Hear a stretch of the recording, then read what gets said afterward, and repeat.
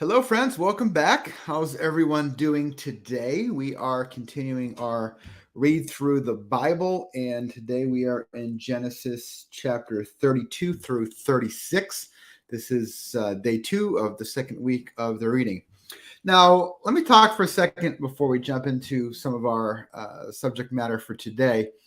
Um, we're getting to the point now where you either maybe falling behind, or you may be joining me and you haven't started the reading yet. We're getting to the point where it's going to be kind of tough to catch up if you haven't read any of it already. You still can if you really want to. We're in Genesis, but there's a good bit. So I want to encourage you not to be legalistic about it, to use that word. The goal here isn't necessarily to read through the Bible in a year, even though that is what I've said, that we're doing here.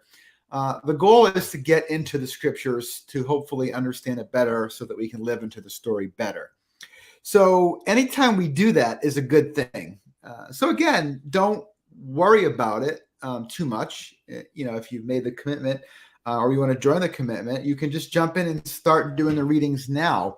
You don't have to have started at the beginning to join in. So just jump into the Bible, and again, learn the story. And again, where less we want to draw out applications for our lives when it's when it kind of rises to the surface.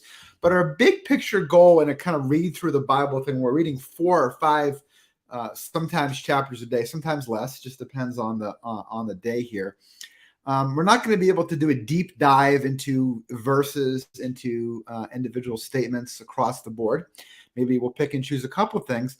And I would certainly encourage you that if, as you're reading, something really is on your heart and your mind that seems significant, or maybe you feel like God's Spirit is leading you towards, indeed reflect on that, kind of take that with you as you leave the reading, whether you have to mark it or underline it or whatever. That's a great thing. But this discipline really is more big picture. And so what we really want to do is make sure that we're getting a grasp, if we can, on the big picture of what's happening, and that we're kind of checking these things that are happening along the way, so that as we move forward in the story, and eventually as we move into the New Testament, now all of the things, and there's a lot, that the New Testament assumes about the Old Testament, or even that the rest of the Old Testament assumes about what's going on before and what we've read. So now these things are less mysterious to us, more like, wow, that's a random kind of verse. How does that make sense? So that we can start to kind of connect more of those dots as we go along, ultimately, so that we understand more of the story, ultimately, so that we understand that we're living as part of this story and it shapes the way that we live. But it may take us a little while to get there in certain times and places. So don't worry if there's a lot of things you don't understand. Kind of take it where you're at. There's a lot of things that I don't understand. Some things that maybe I understand more than you do because I've been studying some longer, but I've not spent as much time as I probably should in the Old Testament throughout the course of my Christian life. So just kind of take it where you're at. And if you are familiar with the story, then do try to go a little bit deeper in understanding and connections. If this is the first time you've read any of this, just kind of soak it in and try to make some sense of the big picture, or at least the narratives as they're unfolding, so that we're familiar with them, that we can circle back around in future times and kind of keep going deeper. So just take it where you're at. Don't stress it. Don't feel guilty if you don't understand it. Don't feel guilty if you're behind on the reading. Just jump in and do something, right? Get involved with it. So I think that's the invitation. So in chapter 32 through 36, now Jacob, we've been walking with Jacob's life and the drama of it, him and his wives and his father-in-law and everything that's happened there. Now Jacob and Esau's story is coming back around. And it's really important, right, that we understand where we left the story. I talked about it even a little bit yesterday, even though it was a little bit before yesterday's reading. It was Saturday's reading, I think, back in Genesis 27. So remember, the last time we kind of see Esau, it's been 20 years, so a lot of time has elapsed. But as far as Jacob knows, and we'll see this bears itself out in the way that he prepares and what to meet Esau and what he thinks about him. But remember this, Genesis 27, verse 40, Esau held a grudge against Jacob because of the blessing his father had given him. And he said to himself, the days of mourning my father are near. Well, they actually weren't that near when his father when Isaac would die. It lasted a while. Then I will kill my brother Jacob. So Jacob takes off because of that. His mom, Rebecca, sends him away, says, get out of here. Let Esau cool off. But Jacob doesn't know, is Esau going to cool off? Because sometimes in life, time mellows us out, things that we're angry about. But sometimes it festers, right? We get bitter about certain things. So what's going to happen with Esau is a great question because remember, Esau is not the chosen line, and we have this brother thing that's happening. Remember, Cain and Abel kind of become that first brother story that kind of makes us think about what's going to happen next in these brother rivalries and violence in their case. And Esau has made that kind of threat. We very much see with Jacob and Esau this kind of Cain wanting to kill Abel sort of thing with these brothers. And remember, God told Cain, more or less, you can go back there and read exactly what he says. The precise words aren't coming to me, right? But sin is kind of crouching at your door. It seeks to master you, but you must kind of take responsibility for it. I should probably go back and read the exact words, but do that. But in any case, God gives Cain this warning that sin is right there, and you're gonna have, and it wants to master you. And so that same kind of aspect kind of comes through now with Esau. What's he going to do? Is he going to be like Cain and kind of take out his vengeance on Jacob because of how things are playing out with them in the blessing and things? We see, of course, in the reading that he doesn't actually. Esau actually, it's a touching reunion, I think. Really, what are your thoughts about this? The reading today. You have things that stood out to you, questions. Is it more confusing? Is it more helpful to understand as you did your own reading? Feel free to jump in and share your own thoughts along the way with it as well. So in chapter 32, Jacob is making this plan for encountering Esau. We can see that he's nervous, right, about it. It's very, very obvious, I think. Verse 3, sent messengers ahead of him to his brother Esau in the land of Seir in the country of Edom.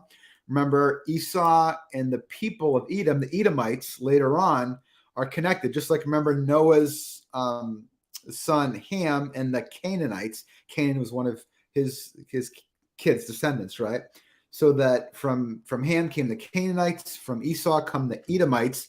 These are people groups that later on God's people, the nation of Israel, will be dealing with. And so these are origin stories that relate to them in these earlier chapters of Genesis, right? The book of beginnings, to understand these kind of things. So hopefully one of the things that happens in our read in the Bible through the year is that we understand these things better. We should understand this kind of big picture, not all the genealogies and all the details, but the big picture things that are going on here, and help us to understand what's happening later. I think that's a big part of the intention of these narratives. Okay, so chapter 32 again, verse 4. He instructed them, Jacob's messengers. This is what you are to say to my lord Esau. Lord, this is little L, Lord, right? But he's giving him respect. He's trying to show him that that he wants to honor him. Your servant, again, Lord, servant, Your servant Jacob says, I have been staying with Laban and I have remained there until now. I have cattle and donkeys, sheep and goats, male and female servants. Now I am sending this message to my Lord that I may find favor in your eyes. Right. So Jacob's coming as somebody wanting to really have Esau receive him. He wants to be humble. He wants to respect Esau because he's got a powerful presence and a powerful force that Jacob's nervous about, right? Okay, so here we go. Kendra, right, what we're talking about right now, right? What is the meaning of the language Jacob referring Esau as master and Lord and referring to himself as your servant? Kendra says, not only here, but all over the Bible, this just a sign of respect. I think it exactly is. The challenge is, and a lot of times, like our Bible editions will capitalize Lord when it's pretty obvious, or it seems to them that it's talking about God or Jesus later on. But it's the same word. And so one of the things we got to be careful with words is that they can have a broad range of usage. The official term for that is semantic range. So a word isn't always used in one. So we can't assume that whenever it said Lord, it's saying here's a God. But it's always a reverential term, right? It's sort of you're yielding yourself to respect somebody else. In this case, again, as we have just been looking at, Jacob is trying to really honor Esau. So if there's any lingering, anxiety, bitterness, anger towards Jacob, that Esau is going to be kind of calmed down, and it's easier maybe to kind of be soft towards somebody who's really kind of prostrating themselves before you. And that's kind of the idea, I think, of what's going on here, so that I may find favor in your eyes. So he went. So this kind of sets up. This is really, I think, supposed to be like the narration is supposed to have some like dramatic effect to it, because we don't know. We know because we read this whole thing now. But if we were just reading in this story, if the story was a TV show or a movie, we wouldn't know. Remember, the last thing that we know as the readers is that Esau is pissed off. He wants to kill Jacob. So as far as we know, that's likely still where he's at as the readers. Now, if you've read the whole story today or in the past, you know what's going to happen. But if we kind of track with the story as it goes, so watch this. Verse 6, so chapter 32. When the messengers returned to Jacob, they said, "We went to your brother Esau, and now he is coming to meet you, and 400 men are with him." That's like an army, right?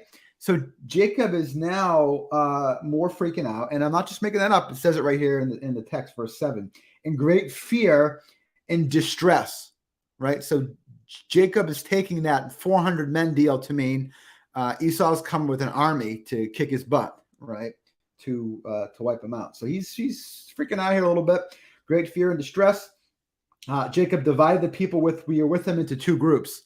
Why? So if one gets wiped out, maybe the other one can escape, right? He's kind of playing defense here at this point. And the flocks and herds and the camels as well. And he thought, if Esau comes and attacks one group, the group that is left behind may escape. So he's kind of right, trying to do some strategic stuff here. And then this is cool. Today's reading, guys, is a turning point for Jacob, I think. Now, much like all the biblical characters, including the disciples later on in the New Testament, it's never like the change is never like 100%, but there's never mistakes and there's never whatever backtracking, like we see that even again with the disciples. But Jacob is really going through this process here where he's kind of just has several things that are going on. But his prayer, and I think I'm trying to like track, but I think this is maybe one of the longest or most substantial prayers so far in Genesis. I can't really think of one longer or whatever than this at this point. But so in verse 9, chapter 32, we're going to spend pretty much all of our time in 32 and 33 today. And I'm already 15 minutes in. Okay. So he prays, O God of my father Abraham, God of my father Isaac, Lord. So again, same word, but you'll find it capitalized here in your Bible. So I think appropriately. You who said to me, go back to your country and your relatives, and I will make you prosper. So this is good, friends. I love studying the prayers in the Bible. Not necessarily because they're always necessarily the model, but often enough we have something to learn from them. So Jacob is acknowledging who God is. He's recounting the particular promise that God made to not only his ancestors, but to him specifically. God, you told me to come here, right? Who said to me, go back to your country, to your relatives, and I will make you prosper. You said you were going to make me prosper, God. And now I got these hundreds of guys coming after me. But he made some defensive moves, but he's also turning his attention, his direction towards God, which is good, right? I would think this is a good thing to do, to count on what God has said. Verse 10, I am unworthy of all the kindness and faithfulness that you have shown your servant, right? So he's humbling himself now. This is good. Counting on God's promise, humbling himself. I'm not here to say, God, do this because I'm the best of the best, right? I am not worthy of all of your kindness and faithfulness you have shown your servant. And he's so reflective. Again, I see this as very positive change for Jacob. I had only my staff when I crossed this Jordan, right? When he left his parents' house. Remember, he had no dowry to give for Rachel, who he wanted to marry. So he had to work for all those years, right? I had only my staff when I crossed this Jordan. And now I've become two camps. He's reflecting back. He's counting his blessings, right? I remember when I came, I had nothing but just a staff in my hand. And now I have all this family, all this livestock. And livestock was money. I mean, that was wealth in the ancient world. And so he's reflective here on how blessed he has been, right? How good he has it. Verse 11, the petition. Save me, I pray, from the hand of my brother Esau, for I am afraid. Being honest in prayer. I love this. Isn't this good? You guys like this? His prayer here. For I am afraid he will come and attack me, and also the mothers with their children. But you have said, kind of sandwiching it out, right? God's promise. But you have said, I will surely make you prosper and will make your descendants like the sand of the sea, which cannot be counted. So at the beginning, he mentioned God's specific word to him. At the end, he's recounting the covenant promise made to Abraham, Isaac, and Jacob. And he's counting on God not to do whatever he wants, but he's counting on God to do what God promised he would do, humbling himself in the process. I like it. What do you guys think of the prayer? Feel free to share some thoughts or questions there as well. So he spent the night there. Verse 13, there he had selected a gift for his brother Esau, 200 female goats, 20 male goats, 200 ewes, and 20 rams. Big gift, right? So he's praying. He's also being practical. I don't know what's in there for lessons if I was doing a sermon here on this or something. He put them in the care of his servants, each herd by itself, and he said to his servants, go ahead of me and keep some time between the herds. He instructed the one in the lead, when my brother Esau meets you and asks, who do you belong to and where are you going and who owns all these animals? Then you were to say to him, they belong to your servant, Jacob, They are a gift sent to my Lord Esau, and he is coming behind us. So imagine this, right? There's this is a huge gift, and he's having them spaced out. So if we imagine Esau potentially, he's not, but imagine he's potentially still really agitated. He wants to kill Jacob. And then he sees all these animals coming. And he says, well, what is all this? Well, they're a gift for you. He sees more coming. What is all this? Well, they're a gift for you from Jacob, right? So the idea being, I think pretty evidently, that if Esau is still mad, all of a sudden he's saying, wow, Jacob's humbling himself. He's giving me this huge gift. He's treating me with all this respect. Even though he now has all the blessing, he's still, giving it, showing that honor for me. And man, this reminds me of Jesus too, right? God Himself coming and serving, taking that posture of a servant, giving up His life. That's a sermon there too. But I could spend a lot of time on a lot of this. So in verse 19, he instructed the second, the third, and all the others who follow you to say the same thing, and be sure to say, "Here's servant Jacob is coming behind us." For he thought, "I will pacify him with these gifts I am sending ahead. Later, when I see him, perhaps he will receive me." Oh, I probably spent too much time on that. All right, this one's going to be longer today, guys. It is what it is. I just want to keep sharing about this. So if you're tired out, just tap out. That was good right there. I gave you a lot to think about already. But there's just a couple more things that I just want to talk about. So here I am. And it's this Jacob wrestling with God in this end of chapter 32. And again, like we saw with Abraham and these three guys that come up, remember? And it's sort of like, who are these? Are these men? Are these angels? Are these God? Is this, what is this? It has that mystery with it. It's both some kind of representative and in some way it's God. And people have tried to like sort of say exactly what this is. I think it runs short sometimes. Live in the mystery that there's this thing that he's not quite sure of, and yet at the end he says, "I've seen God." Okay, so it's cool. Just live in it, wrestle with it, have fun with it. I think it's neat. It's neat stuff, right? So he sends everybody else across the stream. I'm here in chapter 32, verse 24. So Jacob's left alone. And a man wrestled with him until daybreak. Okay, so it's kind of odd, right? Somebody kind of sneaks up on him or whatever, and not a lot of detail there on the kind of beginning of it. But they're really, I think, literally wrestling is the idea here, not just figuratively wrestling, but which ties in right to Jacob's life, the way he's lived it. But this actual wrestling match with God. When the man, we're told, I can look up the Hebrew word behind this. I'd be interested to do that sometime. When the man saw that he could not overpower him, so Jacob's putting up a fight, okay?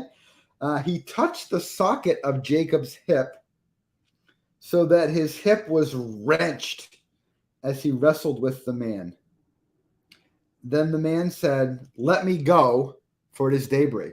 I got to do some more looking into this. There's a lot going on here in this passage of scripture. Let me go, for it is daybreak. But Jacob replied, "I will not let you go unless you bless me." This blessing is a big, a big thing. We saw it with, of course, the firstborn with Esau, with his father Isaac and him rather than Esau, the blessing, etc. And the man said, "What is your name?" "Jacob," he answered. Isn't this fascinating too? The kind of how God shows up, what Jesus does this too, right? God asks questions he already knows the answer to engage people, right? I think. "What is your name?" "Jacob." Then the man said, "Your name will no longer be Jacob, but Israel, because you have struggled with God and with humans and have overcome," right? Jacob's story. Remember, from birth, his name means the heel grabber. The story is they're twins, right? And Esau's out first, and Jacob's literally trying to kind of pull him back in so he can get. He doesn't, but he's been wrestling and conniving and with Laban and all these things his whole life, right?